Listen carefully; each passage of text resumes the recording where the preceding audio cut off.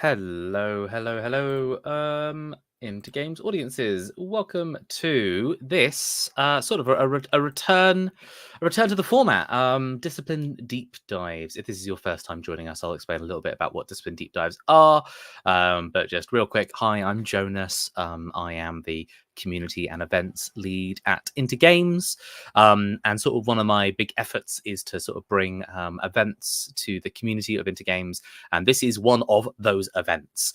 These discipline deep dives basically sort of take a little look at the games industry. They look at entry-level jobs in the games industry specifically, and we sort of ask the question like, well, what do you need to get? What do you need to know? What skills do you need to have to get a job in the games industry?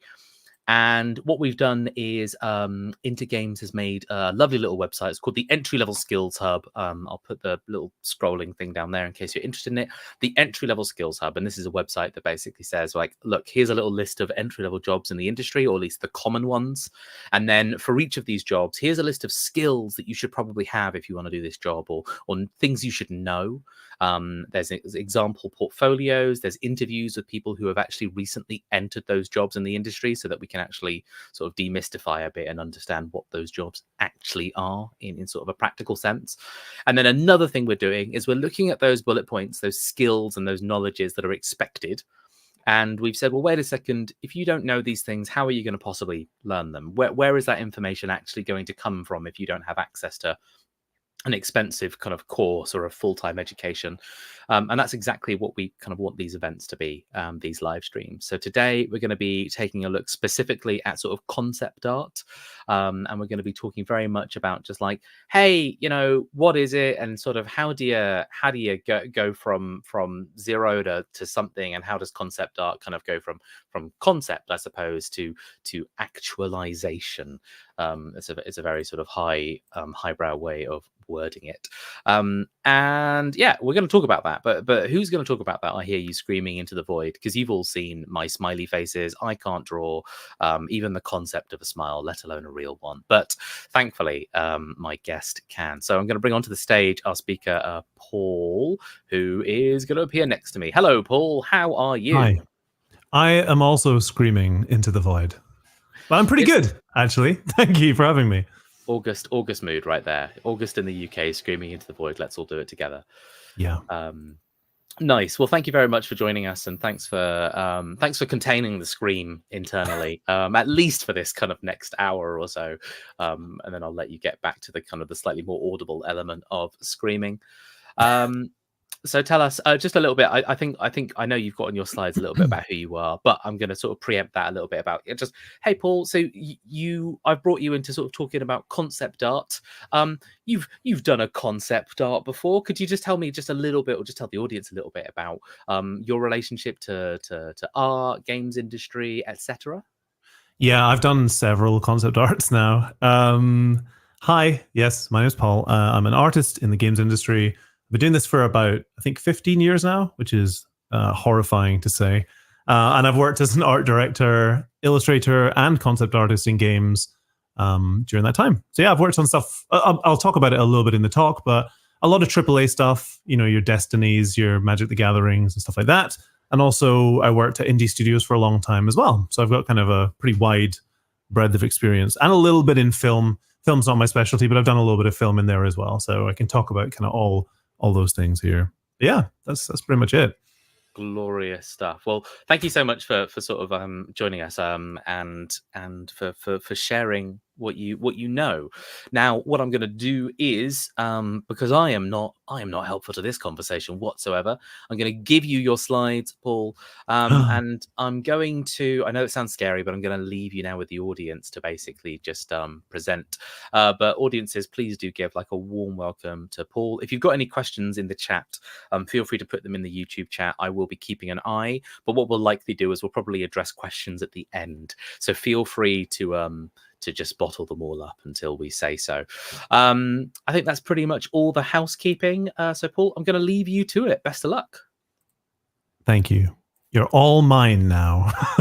Hi, everyone. Yes, let's talk about concept art. So Jonas had made a really cool, clever title for this, and then I turned it into a slightly dumber one, but I wanted to do kind of an introduction to concept art as a job, because there's tons of misconceptions about what it actually is. And I know that for myself, getting into concept, I didn't really know what I needed. So I want to kind of maybe dispel some stuff today, explain what it's all about, show you some examples of good concept art, some best practices and all that. But anyway, let's jump in. Hello, who am I? It's me. It's kind of cheesy to do like a photo of yourself as a kid, but that photo is so good. Yeah, as mentioned in the intro, I'm an art director, concept artist, illustrator in the games industry, and I've worked on stuff like this. So your Magic I keep saying your Magic the Gatherings. I've worked on illustration projects, on video game projects, as an art director on cinematics for Destiny 2, League of Legends, bunch of stuff there.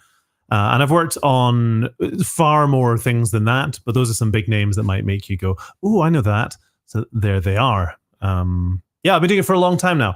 I graduated from animation school in Scotland. I stuck to animation, and I thought concept art sounded interesting because I like the idea of doing lots of different stuff, which I'll be talking about today.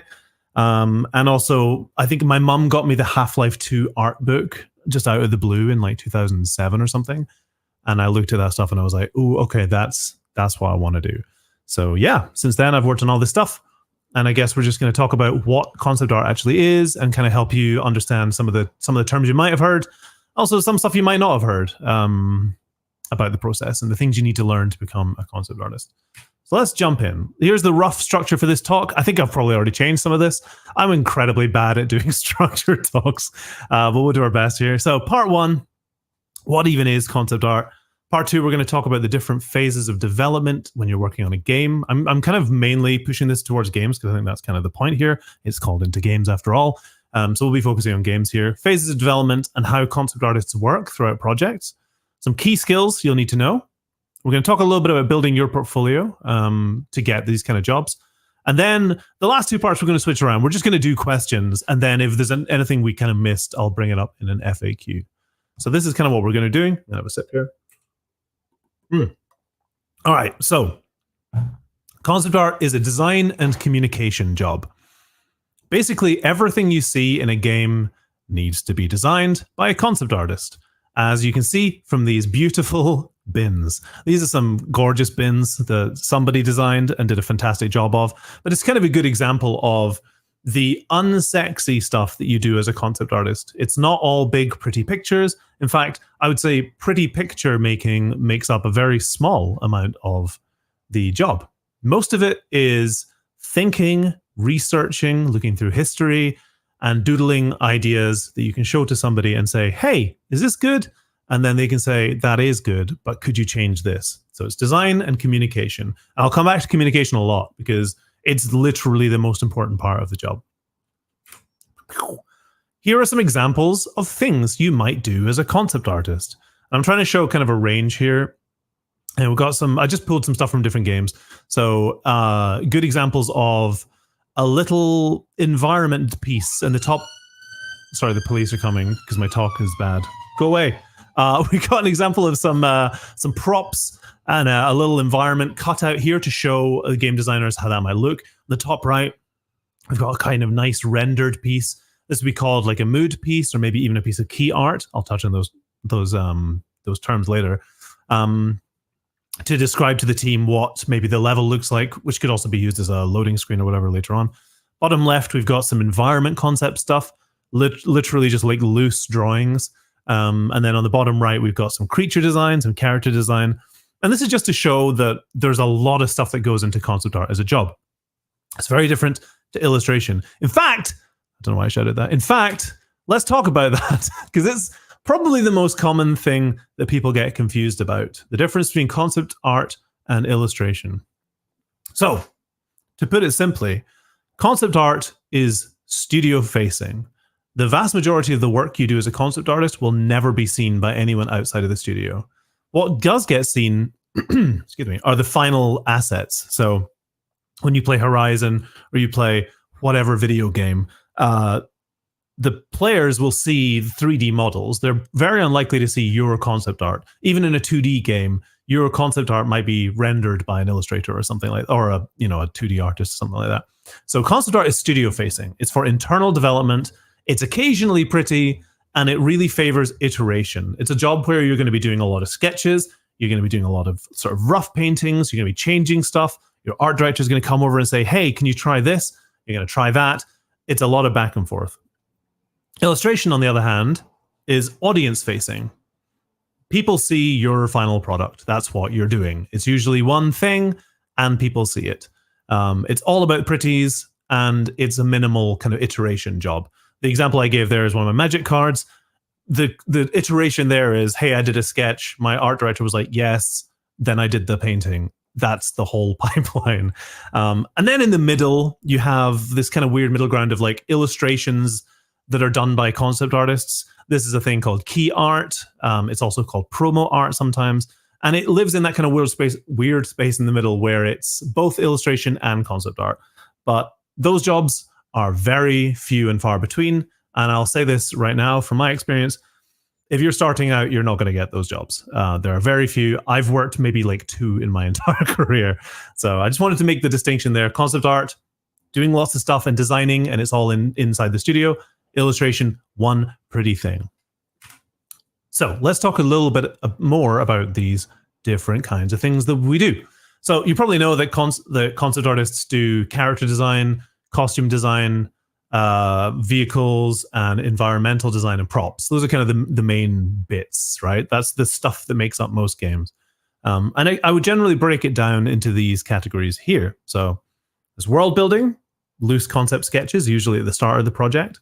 There's technical designs for 3D artists. That's the designs that we do to give to a 3D artist to make the character model or the prop or whatever it is. We'll talk about each of these things in a second, don't worry.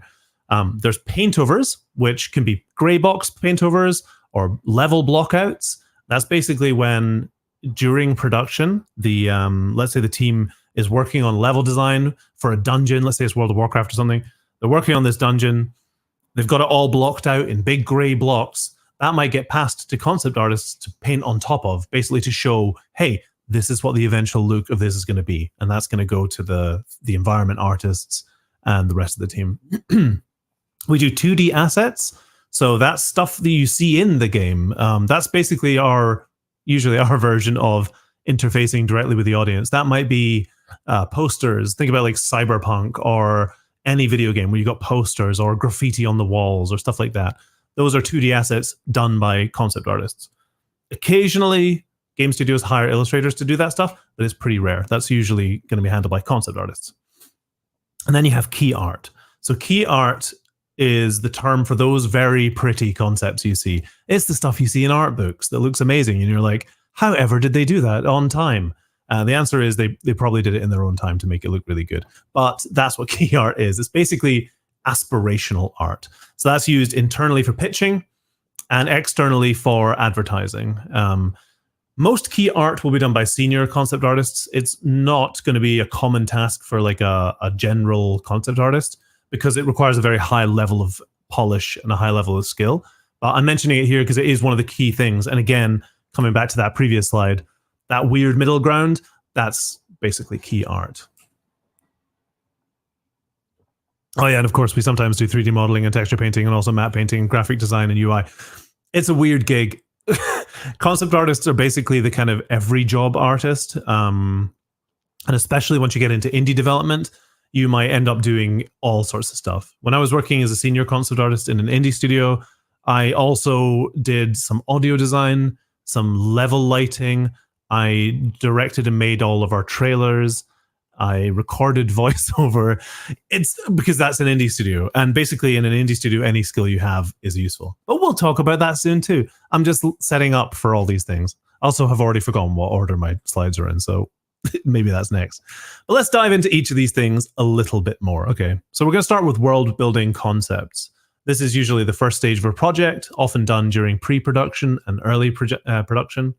Also terms I'll talk about soon. But these are some examples of what that can look like. We've got, designs for animals that might live in the world that you're working on. We've got some level concepts, some rough kind of blockouts, specific assets, like you can see on the top right, we've got some kind of cool carved effigies or whatever they are that need to be designed. Down in the bottom, we've got all sorts of different concepts, creatures, faces, character blockouts, silhouettes. All of these things are really important to establish early on in production. And this kind of gives you a sense of the variety, both of rendering styles you might find in a concept art workflow, because style actually is not a massive consideration with concept at this stage, but also just the range of stuff that you might get to work on. This can potentially seem really intimidating to people who aren't working in concept. I know that when I was starting out and I was looking at like the art books of, I don't know, Unreal 3 or whatever was coming out when I started, because I'm 1,000 years old. I remember looking at that stuff and being like, this is insane that artists can do this much stuff. But in reality, you actually probably have a bit of time here and you're going to be working alongside other concept artists. So it's a huge learning experience. So don't feel like you have to know all of this stuff to become a concept artist. Realistically, you just need to have like a vague idea of how to sketch a few things and be good at learning. But we'll touch on that later too. All right, so let's get on to the technical designs. This is the kind of next phase of development. I pulled some great concepts from Warhammer by an artist that I love, Sandra. I'm not going to pronounce your surname, Sandra, because I'll murder it. But good examples of character turnarounds, vehicles, and so on. What I'm meaning by technical designs, this is a million different terms, but basically these are designs that you can give to a 3D artist. And this is crucial. This is actually like the most important part of concept art as a job, because what it entails is going to an artist, you pretend you've never met them before, and giving them enough information on one sheet that they can model that entire character. So it's things like keeping stuff to scale. It's making sure every aspect of the concept is shown. So you see, like, when the character has a floating tabard thing or whatever, you show the back of that as well. You show the back view. You show the armor from different angles. You show the cape pulled out rather than just rendered. And I want you to kind of pay attention to things here where what we typically have is like a pose for the character that gives you a sense of their personality maybe, but also we're going to get to see the back view of that, side views, different face shapes, all that kind of stuff. So this is a huge part of the job. Sorry, just bashed something onto my desk. On to Paintovers. This is what I was talking about with level Paintovers and stuff like that. Two examples here, one that I just found online and one actually from a Destiny cinematic that I worked on. This is, again, taking early assets from the game, maybe like simple blockouts of levels, like you can see in the top left, and painting over them to show what the level should look like. This is a great thing to practice in your own time, by the way. It's just a really good exercise. It's something I do on my Twitch stream quite a lot because it's just kind of a fun exercise for everyone to jump into. And it's very challenging, but it's very, very important because basically what you're doing is you're speeding up the process of development. You're getting these early levels. This might be like a few months into development, maybe 3 months into development on a 4-year project or something. And you as the concept artist might get like 2-3 days to sit down and just paint over that and be like, this is what the level will look like.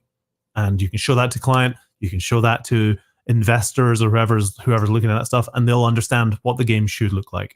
So it's very, very fun. Then we have 2D assets. Pulled a bunch of stuff here. I think the top left one's from Cyberpunk. It was hard not to pull one that was problematic, to be honest. But then we've got some stuff from Redfall, sorry, as well. So just examples of 2D artists, concept artists, doing assets that will be shown in-game, projected on walls, used as signage and stuff like that. You might think that's a graphic design job, and in the real world, you would be correct. But in game development, graphic designers aren't really a role generally. Like your UI artist in the project might be a graphic designer, hopefully. But chances are, as a concept artist, you're going to be doing this stuff. So learning a little bit of graphic design is actually very, very helpful. And I will say, graphic design is my passion, memes aside. I actually love it. I think it's so fun. So it's well worth exploring a little bit. And then, of course, finally, we get onto key art. That's the sexy, lovely art that everyone wants to make. It's the stuff you look at in art books that makes you sad because you're like, how do I do that? Key art, again, typically a more senior role thing to do. But if you're in an indie studio, you might get to do something for projects, probably will actually. And it's basically that weird kind of cross-section between illustration and concept art. So the top examples from The Last of Us 2, for example, they're basically doing what I was talking about earlier with the Paintovers, where they're showing the most idealized version of this is how the game will look. And realistically, for a video game development, games only look like that in like the last maybe 10% of production. People would be kind of astonished by how bad games look almost all the way through production. Because realistically, I keep saying realistically, because ultimately assets like textures and stuff and finalized assets only get added to the game quite late on in production. So key art like this in the first few months is incredibly useful to show the whole team this is what we're working towards.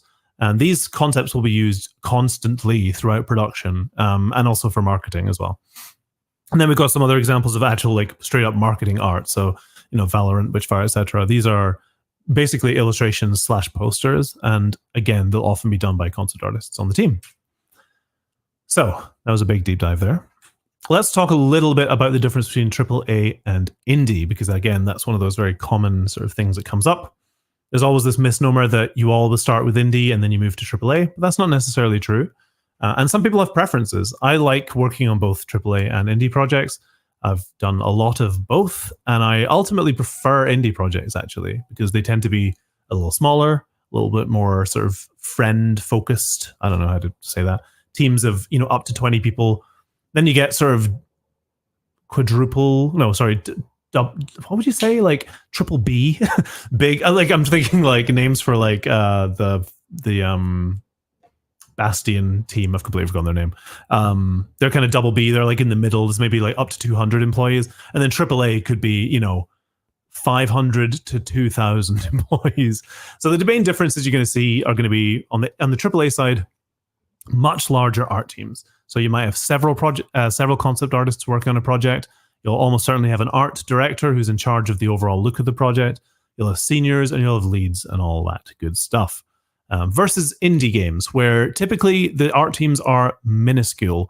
Often, most sort of teams that are like up to 20 people are probably one concept artist, a single 2D/UI artist, and maybe like an art director or a lead artist if you're lucky.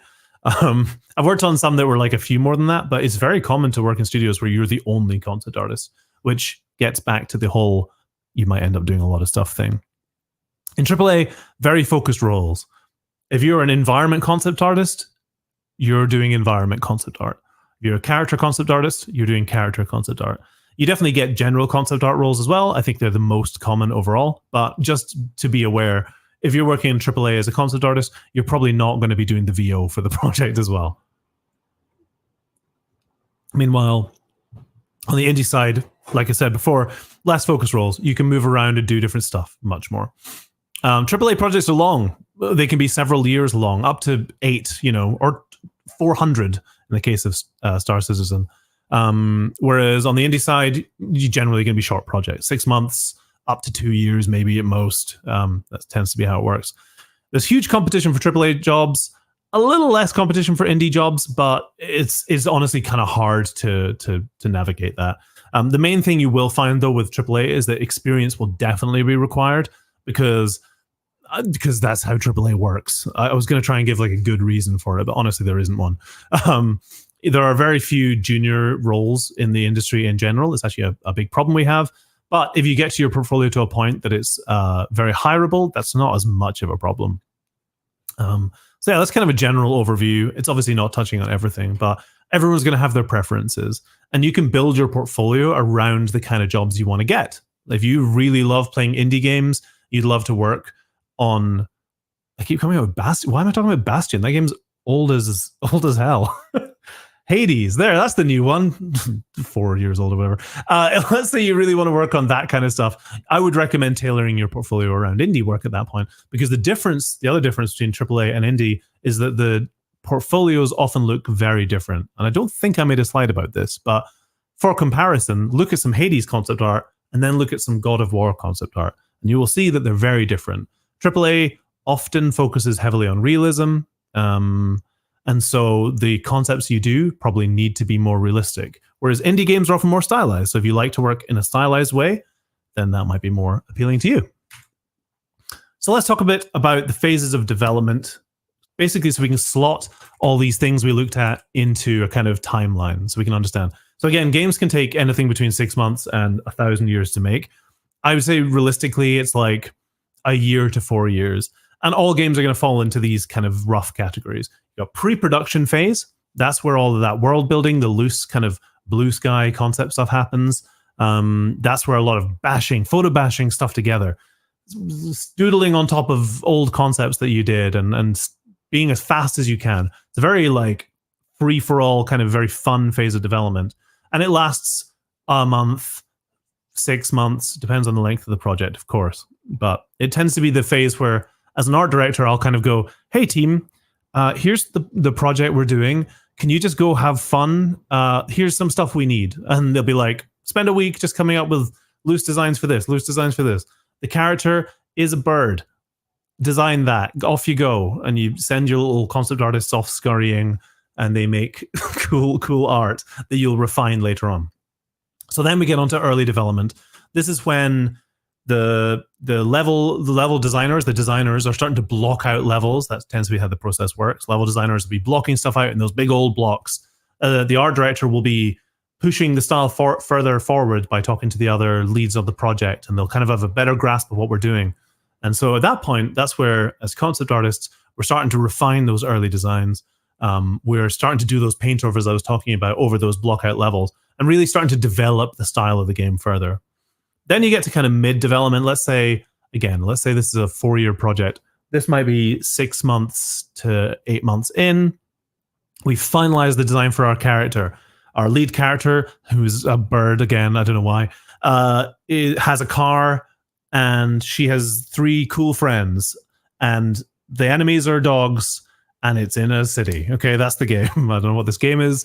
This is the point where the character artist, that's a 3D job, as a reminder, and the environment artist, also a 3D job, will be kind of getting ready to start making those assets. So that's where we start to do those clean designs. So we take those early, like sketchy concepts, and we refine them so that we can give them to those people. Again, imagining a world where we can't have a conversation, so we just have to give them art that they can understand. And then finally, you get to late development. Let's say it's the last third of the project. At that point, everything's basically designed.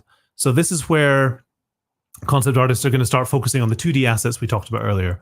Stuff to decorate the walls, textures that the 3D artists might need, promotional/key art might start getting made, which may have come from earlier, in fact, almost always does come from earlier concepts. And so that's like the kind of weird time for concept artists, where often you're starting to talk about your next job with your studio, or if you're a freelancer, that's when you're like looking for future jobs, or just polishing up the concepts you've done so you can put them in an art book and pretend that you did them at the start of the project, all that good stuff. So that's kind of that's like the main stages of a project. Then the game gets released, and hopefully it does well. And then you all get fired. No, that's a joke. You don't get fired. That can't happen, but it's fine. There's tons of jobs in the industry. It's great. Sorry, I'm terrible at presenting.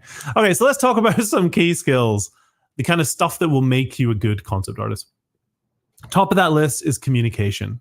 Okay, so teamwork is literally what this job is about. It's a communication job where you're going to be, if you're in-house, you're going to be going up to art directors, you're going to be having meetings with your art directors, and they're going to be asking you questions and chatting to you.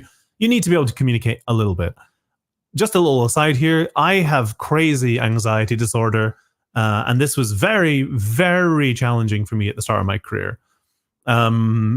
So I just kind of want to make the point that, hey, if you have super bad anxiety and you're worried about having to be in a team around other people, it turns out it's actually kind of fine. first of all, everyone who works in games is a big nerd.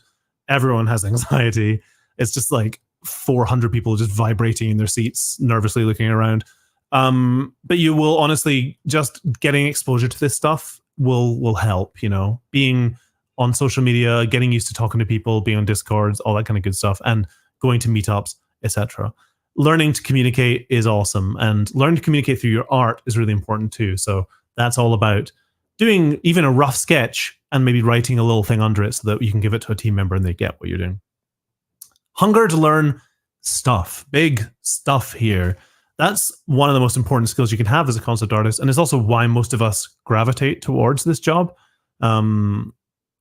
Concept art is, as you've probably already seen, it's a lot of stuff. It's planes and cars and dogs and bird characters, apparently, and environments and everything.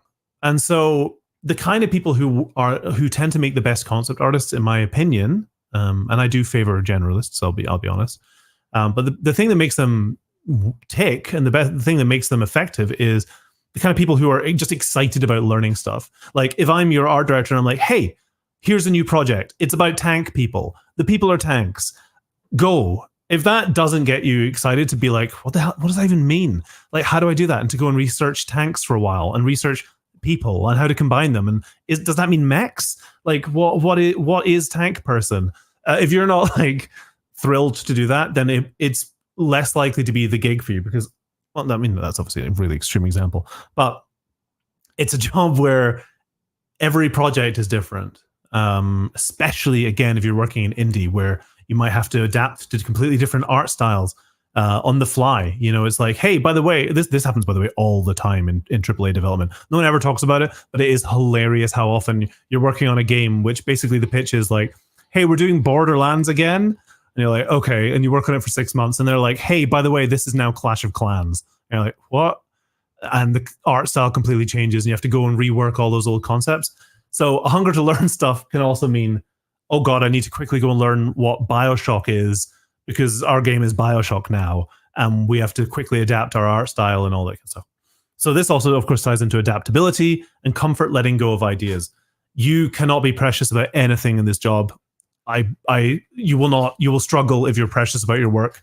So get really comfortable making art and then deleting it, or making art and then painting over it and completely changing it. Again, it's not really a skill you can learn very easily, but it will happen. You're going to work on stuff. You're going to be like, I just had the coolest idea ever for a dungeon. And you'll do some sketches for a week and be like, I'm so in love with this. And then the art director will be like, that's cool, but the game's Borderlands now or whatever. So we're not doing dungeons anymore. And then finally, of course, technical ability. Some level of technical ability is going to be required for this, because concept art, again, is a job where you're doing everything. So learning to photo bash. That's when you take a bunch of photos and stick them together in Photoshop and then doodle over them. Learning your fundamentals really well. Perspective, color theory, learning how to do lighting and change lighting, and do a concept of a tree and paint it from different times of day using reference. And even 3D as well. We'll touch on that a little bit more. But yeah, 3D is also increasingly a thing in this job. You don't have to know it, but it is helpful. And the more you can do, the more your hunger to learn stuff has turned into, hey, I'm going to learn Unreal Engine and see if I can use that for some reason. Or, hey, I'm going to try loading up Flowscape, or I'm going to pick up Blender, or I'm going to learn ZBrush and like learn how to sculpt, because maybe that would be helpful for doing like head busts or whatever. Head busts, you know what I mean. All of that stuff feeds really heavily into this job. Okay, so let's talk about your portfolio quickly. Yeah, I want to get like 10 more minutes of blathering, so there's a little bit of time for questions. So this is my opinion as an art director, but it's right, so listen to it. Basically, a strong concept art portfolio should have one, project variety. Projects are cool. This is something I teach my students a lot. Basically, emphasizing the importance of showing a bunch of work that is all aligned to a single project name. That was an insane way to describe this. Basically, imagine your portfolio is World of Warcraft, Magic the Gathering, and Bastion again. They're not literally those things, but you break your portfolio down into projects with a theme, and then within that you show different styles, genres, all that kind of stuff. So this is, again, something I teach a lot is like, hey, you're building your first portfolio for concept art, pick a genre that you like, pick a game that you like, and do something kind of similar. So let's say you want to work on God of War really badly. You make a project in your portfolio that is a God of War style game. You can come up with a title. You can role play it a little bit. And within that, you include the lead character designs, the enemy designs, the landscape that it takes place in, a few concepts of that. And it basically shows to an art director that not only can you do art good, which is very important, you can also understand that projects exist and you require some level of understanding of how everything fits together. So then you've got your God of War project, awesome. Your next project, do something completely different. Do League of Legends style project. Okay, we're going to do a MOBA, do the same thing, show some character designs, show some environment designs, slightly different style, learn the style of League Riot art and use that there. So that's kind of how I recommend building a portfolio. And within that, you're going to need to include, characters, environments, vehicles, animals, and props. Examples of finished art and development sketches. Art directors love development sketches. Show me the sexy stuff up front, and then show me a few orthographic doodles of towers and things that are in those images to show how you got there. And then also make sure you've got some orthographic breakdowns. So basically character shown from different angles, car from different angles, to show that you can do that as well, because it's an important job. And remember my first point. We're coming back to the bins.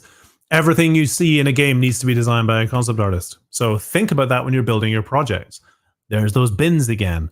Literally everything. The characters' shoes on their feet need to be shown. If you do a cool character concept where they're standing with a gun over their shoulder, sick.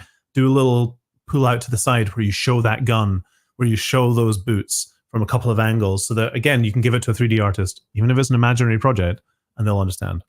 So here's some examples here. This is something I've used to teach before.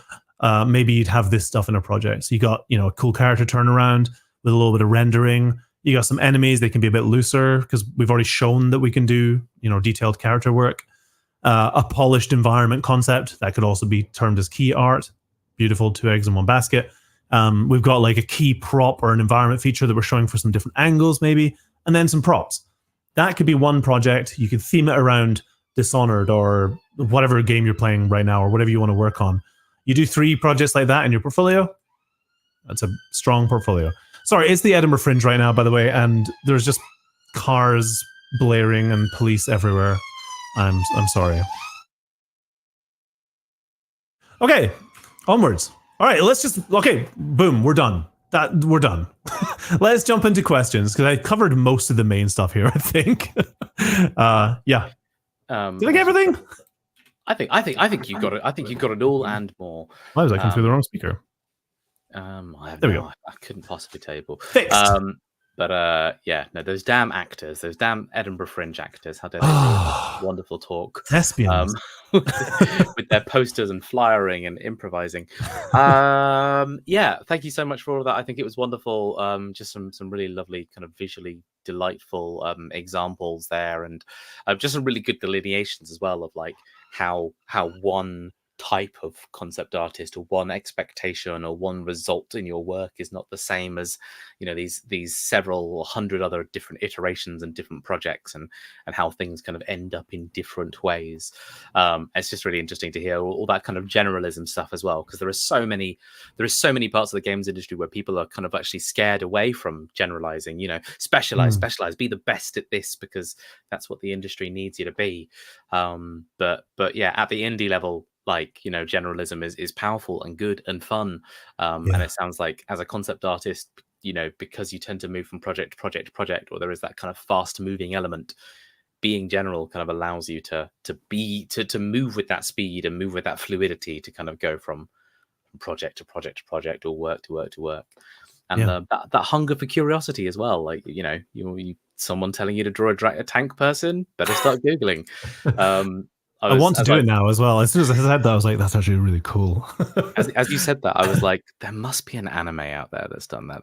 Oh yes, 100%. There's an anime out there. Come on. Yeah. So just audiences. Obviously, I think there were 1 or 2 questions up above, which I will scroll up to. But this is the perfect time, basically, to say if you've got a question, put it into that YouTube chat, and we can have a little bit of a tiny little that was a noise, a Q&A session. Now, what I will do is I am going to go back up to a question that was asked earlier. I'm just going all the way to the top just to see if I've missed anything else. Lots of camaraderie around the mentioning of Supergiant and Hades, by the way. I finally remembered what it was called. I was like, why do I keep saying Bastion? Like that's like 10 years old now or something. Probably old. Don't think about it. No. But they're both good games. Supergiant, what a great company. But no, there's a question earlier that is about the inevitable subject of AI. So what I'm going to do is it's a great question though. So what I'm going to do is I'm going to bring us over to this format, because then I can do this. I can bring the comment up on the screen nice and easily. So Dan Tonkin asks, how do you feel about AI artwork from a portfolio piece to get an idea of where the writer or ND, narrative designer, is coming from? Silhouetted out, as is, nothing at all. So I guess this is someone sort of, I'm not an artist, but can I use AI to help sort of give a visual support or sort of visual aid to my work as a writer or in some other discipline? It's a good question, actually. I think I will preface this with the statement that AI really sucks. AI art in particular, I'm not a fan at all. Having been one of those people who was had my work nicked by Midjourney or whatever back in the day, I'm not a fan. I think maybe it has some potential uses in something somewhere, but for art, it's not a great look. But for that specific example, I don't think it's necessarily harmful beyond, but there's a couple of like caveats to that. I think first of all, no artist needs that. I'll just say that straight up. Like if you're let's say you're working, I've had these kind of gigs, by the way. This is actually quite a common thing to happen now.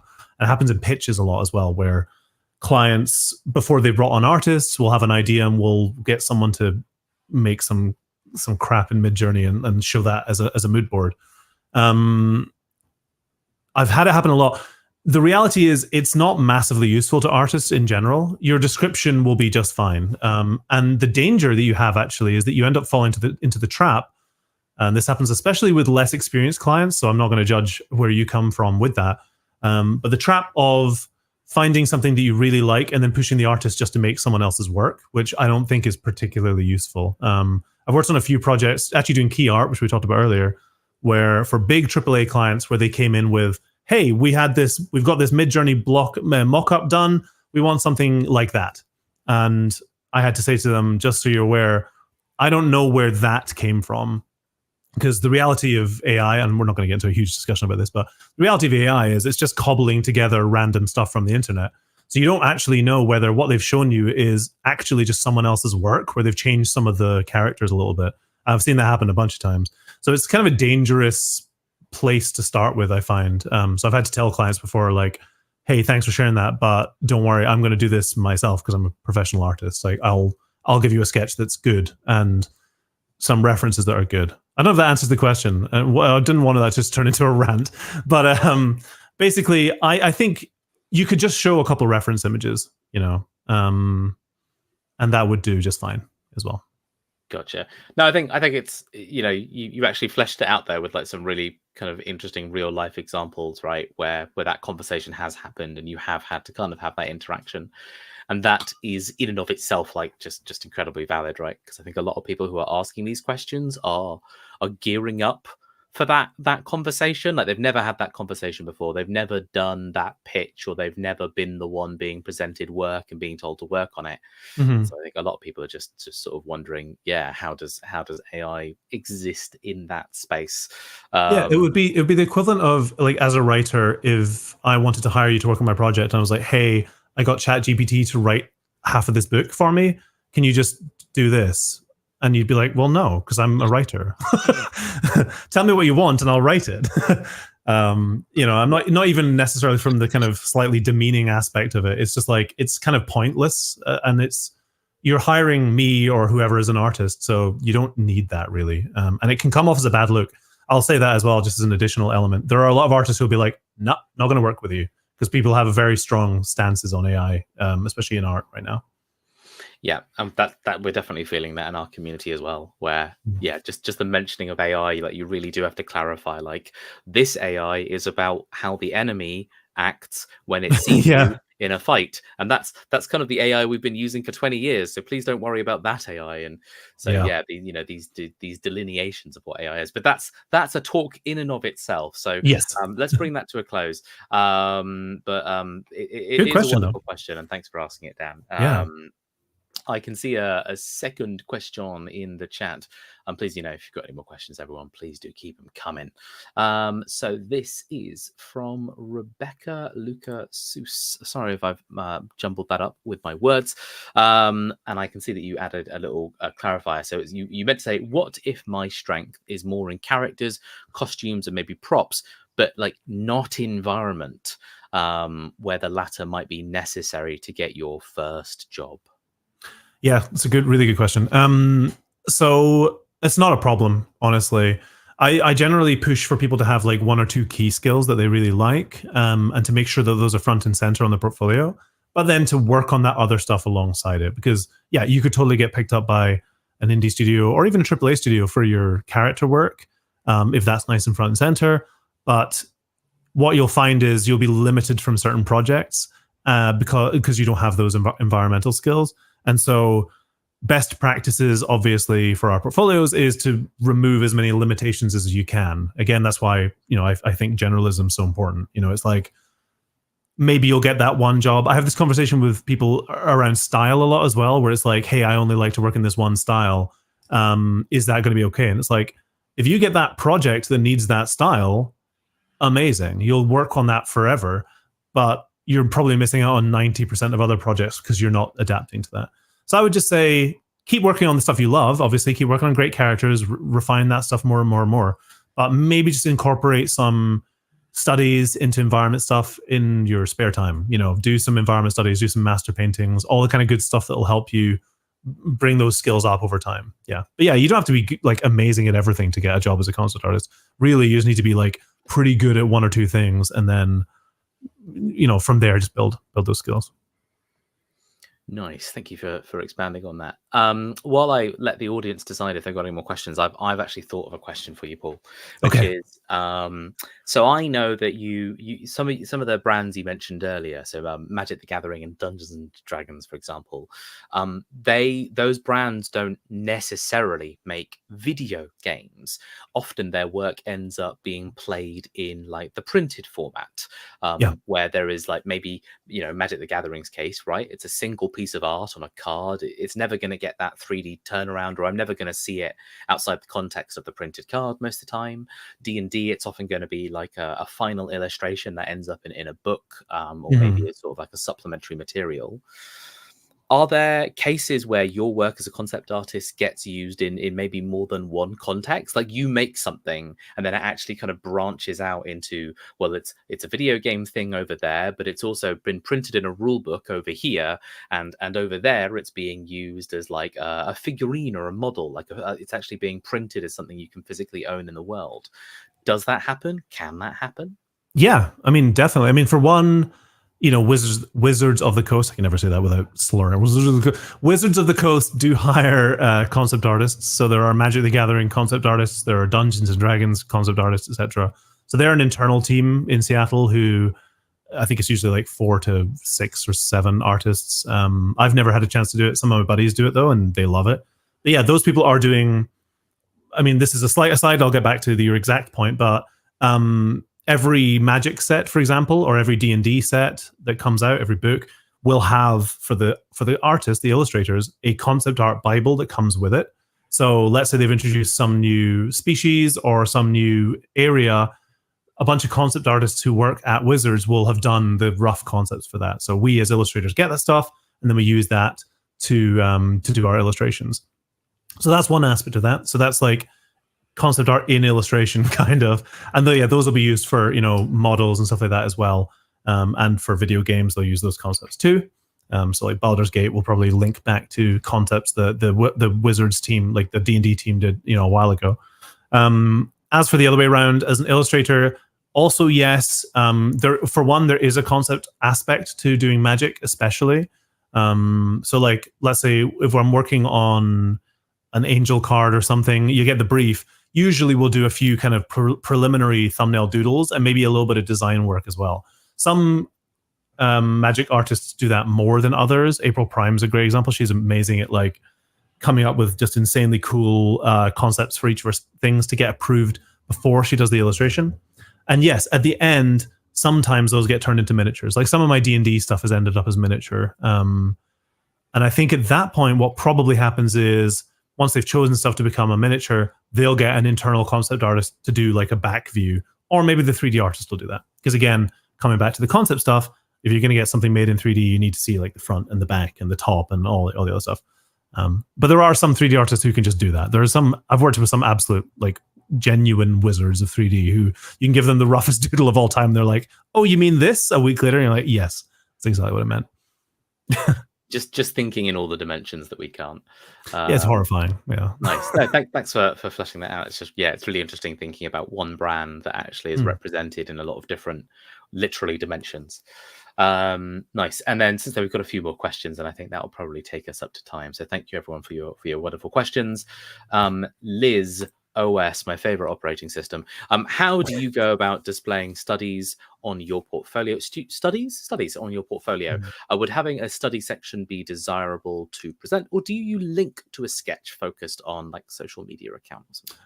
So I have some studies on my portfolio website, but I have them in my other section. And the reason for that is art directors do not care about studies. Studies are for your internal development, basically. I run a big study stream, which feels like the purpose of that might be to add to your... Oh, my camera has overheated and died. I'm sorry. Goodbye. I can still hear you. I'll see if I can reset it. Sorry, the sun is on it and it's on fire. Give me a second. I can do this with just voice, though. El Gato, how could you do this? El Gato! Yes, I just realized the sun's been on this the entire time and it's basically on fire. I'll try to turn it on. Right. Anyway, let me answer the question though. Yes, don't put studies in your portfolio, basically. Art directors don't care. But you can, there we go. You can share them on the internet. You can have them somewhere. Oh my God. Okay, never mind. You can have them somewhere on your website for sure. But yeah, art directors absolutely don't care about studies. Not in a mean way. It's just, it's not useful for us because, anyone can kind of do a study. Does that answer the question? I think so, and I've given a little link just in case anyone's curious. I've put a little link to Paul's portfolio in the YouTube comments, so do check that out if you kind of want to see what Paul is referring to. Alrighty, we're in the voice only edition, so let's voice a question to you. Taylor O asks, this one's very much pulling at your hopes and dreams, Paul. When you dream of a future of the games industry, what changes do you hope to see? How can we help it grow or refine from your point of view? So I guess as concept artists, like what can concept artists do, and what would you like for concept artists in the industry? I think for concept artists specifically, really just I would like to see more studios emphasize junior positions because that is incredibly rare. And I've never understood why. Like when I was working in studio, when I was working in studio, like I always had this big emphasis on teaching younger artists to get better. And I would often rather hire like a younger, newer artist who had a decent folio than some super expensive pro who would do good work, but maybe would be kind of egotistical or annoying. That specific thing has happened a few times. But yes, it's obviously time and money, of course, and resources. But I feel like most studios have the space to do that. It's not that difficult to bring on a junior who has a decent folio and have a senior artist kind of help them out a little bit every week. And in fact, I think that's the point of working in a studio. So that would be my main hope and dream, honestly. Outside of the usual stuff, more inclusivity, being cool, encouraging people from working class backgrounds to get in, all that good stuff. But yeah, for concept art specifically, junior roles, we need them. Yeah, we've been like concepting whether or not we should print flags or stickers or something where it's like juniors need jobs too or something like that, because that is largely the ethos of Inter Games. It's like we're trying to help people get jobs, but if there are no entry level jobs, then we're just sort of stuck in the water really as an organization. Yeah. Who are we helping if the industry isn't willing to hire? So, but no, I like sort of looking at young talent, seeing their potential and nurturing that potential. And paying them for it as well. I love the most professional stream ever. I'm like, come on, just give me 5 more minutes. Come on. This is relating really hard. You mentioned earlier you do Twitch streaming, and I'm in there with you right now. Like I get what you're going through. We've got 2 really great questions from Callie Calamari, and I'm actually going to bundle them into one, Callie, because I think they're both kind of related. So I'll read them out in full, but then I'm going to summarize them. So just real quick, the first question was: is it possible to go from being a concept artist to one day making your own game dev studio, or is that too big a dream? And then the second question was just: is it possible to do multiple jobs in the industry? So being a concept artist, but also maybe doing some voice acting and mocap acting. And I guess a real big part of that is like, so there's a conversation there about like, well, what is it like being a freelancer and potentially juggling different skills and different disciplines and sort of having different sort of, artistic elements under your brand as a person. Mm-hmm. But then also just sort of going into, can that brand eventually become a game studio of its own? Can people see your work and sort of believe in you enough that you could actually lead an entire development process? And and is that something that you've thought about yourself? Is it something you've got any experience with or seen anyone else do, etc.? So it's quite a large umbrella there, but I think that's quite, I think those are very related subjects. Yeah, great questions. I mean, for one, hello, I have started my own game studio. So yeah, I've actually been just working for myself for the last year. Actually, I started my own studio, Grimoire, and I'm working on my own TTRPG. And that is a direct reference, or it's come on. I can't think of the word. Direct. What? I started in art, and it made sense to go into game design. The 2 are just paired completely. And in fact, my skills as an art director and Illustrator and all that stuff have helped massively in setting this up. I've worked in loads of studios, so I have a very good sense of how games are made and how to avoid all the stupid mistakes. And yeah, I think all this stuff kind of just ties together beautifully. So the short answer is yes, absolutely. And I think that the key to that process really is, a longish career is helpful so that people know who you are and build up a recognition for who you are, so that when you, let's say, go on Kickstarter in a month, hopefully people will fund your game. But all these things, building up your social media following through posting art, all those kind of extra things that go along with it can be really helpful in establishing your own stuff, if that's something you want to do. And then as for the other question, yes, you can definitely do a lot of different stuff. But it depends how you want to market yourself in general. Like for me, it's been kind of organic. I was a concept artist, then I got into illustration. And along the way, I played in bands and made YouTube videos, and then got into Twitch streaming. And it's like, I stream games, and also, I do a lot of random stuff. So my brand, I hate that term, but like, you can basically establish what your brand is. Do you want to be just known as an artist? Do you want to be known as a creator, a creative? Creator, no, but creative, I think is fine. And I think it goes kind of back to the earlier question about how you prioritize your portfolio. I think you put the thing you're most known for up front. So art, concept, illustration, whatever. And then the other stuff you develop alongside it, maybe in a slightly separate account that is linked, like your voice acting and stuff like that. Because again, no art director is going to care that you're a voice actor. Very few indie studios are going to hire you as an artist because you're also a voice actor, unless they have a very specific job where they're like, we need someone who can do both. So yeah, doing all that stuff. I think the more skills you have in general, the better you are as a concept artist or as a creator. So do all the stuff, do everything, advertise it all, see what takes off most, and use that. Because I've used art, for example, to get into all kinds of weird roles. Like I've had so many strange things pop up because people knew me as an artist, but then saw, oh, you also play in bands. Do you want to do this thing? So it's like building a platform for yourself based off your main thing and using that to jump into everything else under the sun. Nice. And yeah, sort of just as a little addition to that, I am someone who very chronically, like, I kind of can't say no to a good project or a good little opportunity. Yeah. And yeah, I sort of produced an improv group, and now I play a character at a festival every year, and I've done like 16-hour overnight immersive escape rooms in London for like some of the biggest bankers in the UK, and this all comes about from just doing things on the side and not really assuming that they're your career. But if you find them fun and someone is like kind of willing to give you the opportunity, doing them, and then just being honest and saying, well, I have done it before, and just let people know. It's like, don't make it your entire brand or identity that you can do this thing, but just being honest and being like, I have done it before once, I could do it again.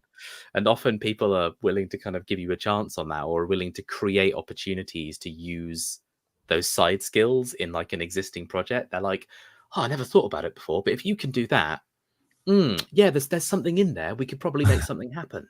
Yeah, totally. I think, yeah, I find people are always really excited when they hear that you've got like a slightly off-kilter skill or something that, no one else has brought to the table yet. Yeah. And often loads of people can do those things. It's just that they're not saying it. So just kind of being the person that just kind of says as a little PS, like, by the way, I could also do these things. I think makes a really big difference, especially in the games industry where people are so passion led. People are so willing to try a new idea and find a new idea in people's skills. Yeah, that's my little take. Anyways, thank you for the wonderful questions there, Callie. I think that really kind of big sort of expansive thing to talk about, definitely. I can see that like a few more questions have trickled in, but I'm going to be a sensible sort of event host and moderator, and I'm going to bring the event to a close there, as we have gone over the hour, and everyone should go get some rest, and everyone should stop putting their cameras in the sunlight, so that they, everyone needs to put their electronics into a little bit of shade and have a little glass of water and have a rest now. So as we wrap up this event, just really quickly, firstly, big thank yous to you, the audiences, by the way, you've given us the comments, you've engaged with us, you've been here for this live event. Thank you for doing all that. Thanks for chatting with us. Thanks for just engaging and being really sort of interested in what Paul has to say. And thank you, Paul, for joining us on this channel, for jumping into games, especially given the very short notice element of me just jumping into your DMs and being like, event, and yeah, knowing it's a bit chaotic. And of course, I'd completely forgotten, I hadn't appreciated that the Edinburgh Fringe would be knocking at your door right now. So thank you. And I'm just recovering from being sick as well, so I'm like, please, can you all just shut up? But it's great. I love it. You've done well. You've done well to hold on this long. So thank you so much for joining us. Have you got anything that you would like to say or share? This is a chance for you to kind of like, do you want to do a bit of a plug? So you mentioned Grimoire, is there anything that people can do? Or is there just any sort of really final thoughts? So you're like, you really want to say this just to kind of underpin the entire event? Go for it. I'll do both. Okay, so first of all, if you enjoyed this, you can follow me on the internet. I am a big bat for some reason, ABIGBAT, on most social media platforms. Still on Twitter for some God knows reason. Blue Sky, Kara, all of them, Instagram. So you can go follow me there. If you have any more questions, feel free to ask me there. Yeah, that's the main one. I don't need to post anything else. I post about my projects there, basically. Most active on Twitter still for some reason. But I'll be shouting about my Kickstarter that's coming up soon. I just launched a course, but it's more for intermediate artists. Check it out on my Twitter if you're interested. But that's enough pimping. Other than that, I just want to say concept art rules. It's a really cool career. And I think it's worth exploring for all artists, honestly, because it will enhance every part of your portfolio. So, Jonas, thank you so much for having me, by the way. I really appreciate it. It's been great. Absolute pleasure. It's a lovely little bit of voice acting towards the end there. Thank you. Yeah, I also do VA. Diverse career. Hire me now. Thank you. Yeah, this has been really wonderful. I've really loved hosting this. Thank you so much for joining me on this platform. Fingers crossed, we overlap in some way in the future. And I'm sure we'll all keep an eye out for that Kickstarter and what you get up to in the future. That's more or less it, dear audiences. So for one, if you're watching this as a recording, hello to you in the future. I hope they've solved something over there, and sorry, I won't pick something specific. But thanks for watching. I hope this has been a really fun watch for you. And if you're watching live, thanks for joining us here today. For those of you here live or watching like in the next kind of, I don't know, week or so, just so you know, next week the Discipline Deep Dive is on audio. It's talking about like sort of a sound designer's workspace. So kind of what's their setup like, what kind of tools are they using, how are they optimizing those tools, and how are they getting the job done, basically. So if you are interested in audio, or you know someone that's interested in audio, please do check out that event. It's in the Intergames Discord. If you're watching this event and you don't know about the Intergames Discord, there's a little link, a Rooney somewhere down below. Intergames is up to all sorts at the moment. It's these events. We've got our sprint courses coming up. Please do check out our sprint courses. They're really wonderful little 3-week kind of sprint, literally sprints, you know what I mean? Fast bursts of learning stuff. And they're hosted by other people in the games industry. So check them out. All things into games, basically. But enough plugging the organization that pays me to do this. We're about done. Thanks for joining us, everyone. And yeah, basically, see you all soon. The stream will end any second now. Look after yourselves. Bye. Big waves. As the police go by one more time.